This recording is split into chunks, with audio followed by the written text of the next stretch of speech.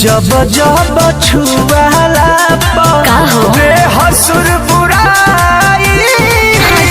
बुझी हो जवान भइलू माचा जो बलाई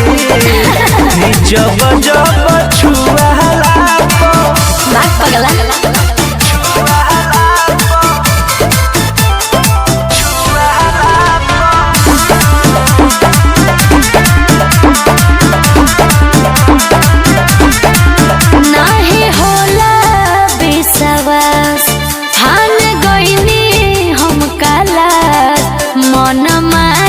बैठल रहिला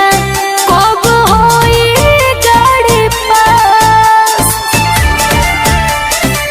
बोला कि देह तोरा रही ना बस में हो जहिबू दोसरे के कस में कि पानी पानी हो जइबू जान गरमी बढ़ी नस नस में कहिया ले लइका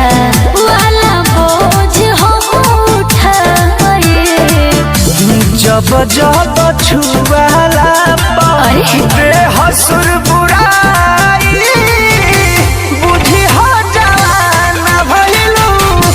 माचा जो बलाई हो दादा जब जब छुआला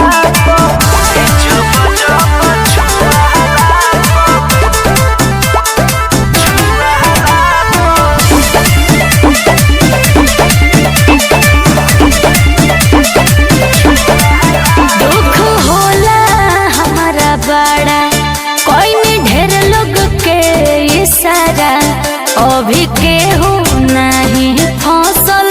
कोरी कैसे हम गुजरा तू सब कुछ सीख जाइबू हो ए जानो परीख जाइबू हो